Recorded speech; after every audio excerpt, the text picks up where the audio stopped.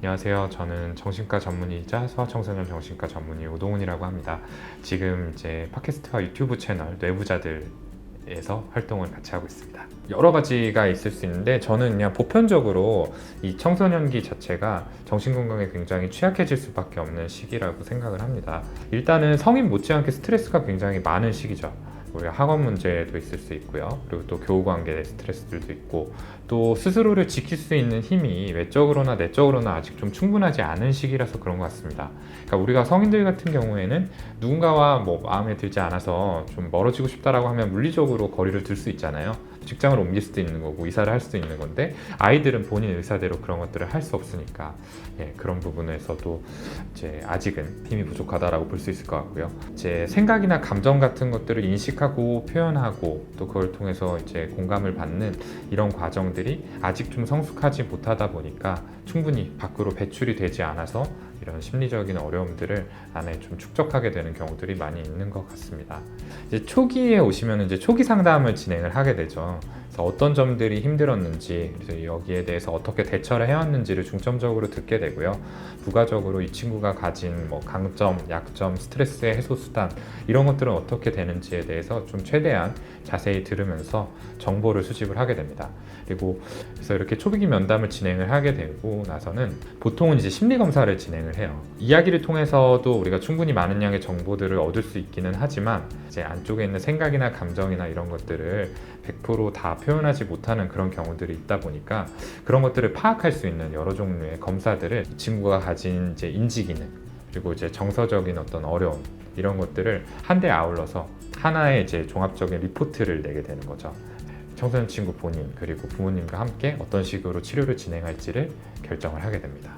기간은 생각보다는 조금 길어요. 보통 이제 약물 치료로 제일 많이 말씀을 드리곤 하는데, 처음 이제 발견된 우울증의 경우에도 저희가 일반적으로 약물 복용을 권유드리는 기간이 9개월에서 1년 정도거든요. 그러니까 그 기간 동안에는 계속 이제 아까 말씀드린 부가적인 치료들도 같이 진행이 된다고 봐야 되겠죠. 정신질환이라는 게 굉장히 복합적인 요소가 작용을 하기 때문에 단박에 좀 호전되지 않고 시간을 필요로 하는 부분도 있고요.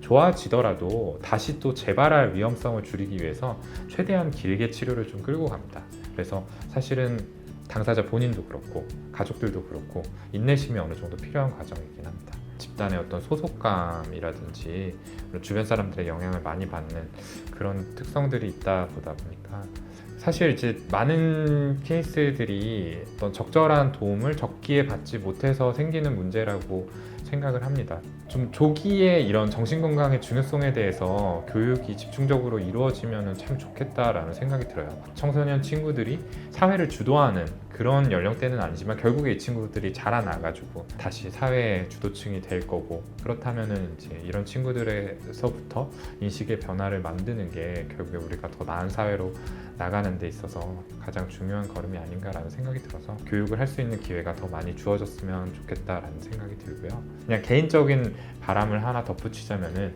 조금 더 전문가에 의해서 심층적인 어떤 인터뷰 위주의 정신건강 검진을 좀 받을 수 있는 시스템이 조금 아이들에게 있으면 좋겠다라는 욕심도 내봅니다.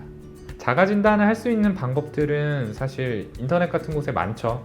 정신건강복지센터 사이트 같은 것들 보면은 저희 정신과에서 사용되는 척도 검사들을 올려놓고 스스로 체크를 해가지고 일정 점수가 넘으면은 이제 우울증이다라는 식으로 판정을 해주는 그런 시스템이 있습니다. 그래서 그런 것들을 좀 이용해 보셔도 좋을 것 같고요. 스스로한테 질문을 하나 던져본다면은 병원에 가야 될까라는 의문이 스스로의 마음속에 떠오른다면은 저는 이미 치료가 필요한 단계일 가능성이 높다라고 생각을 해요. 일정 수준 이상으로 많이 힘들어진 상태라는 것을 의미를 한다는 뜻으로 저는 생각을 합니다. 내 마음속에서는 어떤 일들이 벌어지고 있는지를 좀 주기적으로 들여다보면 좋을 것 같아요. 보통 많이들 권유하는 게 이제 감정일기 같은 것들이 있거든요. 그냥 그날 하루 동안 있었던 일 하나를 정해서 그 일에서 내가 어떤 생각을 했고 어떤 감정을 느꼈고 그 결과 어떤 행동을 했다라는 거를 조금 구분을 해가지고 되짚어 보는 거예요. 어떻게 보면 이제 마음에 어떻게 관심을 기울여라고 좀 어렵게 생각을 하실 수 있는데, 내가 무슨 생각을 했었지? 내 기분은 어땠지? 이렇게 하나하나 좀 세분해가지고 생각을 하다 보면은 조금 더 떠올리기 쉽지 않을까. 그리고 또 관심을 갖기 쉽지 않을까라는 생각이 듭니다. 가까운 친구, 내가 사랑하는 사람의 마음이 어떤지도 중요하지만 내 마음이 어떤지에 대해서 항상 관심을 가지고 들여다보고 또 필요하다면 내 마음을 우선으로 챙기는 그런 자세를 좀 가졌으면 좋겠다라는 말씀을 드립니다. 제가 뭐 대단한 능력을 가진 사람은 아니지만 좀 선한 영향력을 끼칠 수 있는 사람이 되고 싶다라는 일관된 좀 목표를 가지고 지금껏 살아왔던 것 같아요. 그래서 앞으로도 그 점에서는 변함이 없을 겁니다. 근데 이제 제가 하고 있는 일이랑 연결을 짓자면 결국에는 이제 정신과에 대한 편견을 끊임없이 낮추고 더 많은 사람들이 정신과에 대해서 부정적인 생각 대신 편하게 좀 도움을 받을 수 있는 그런 마음을 가질 수 있도록 좀 여러 가지 활동들을 하는 게 저의 목표가 되어야 되지 않을까 싶고요.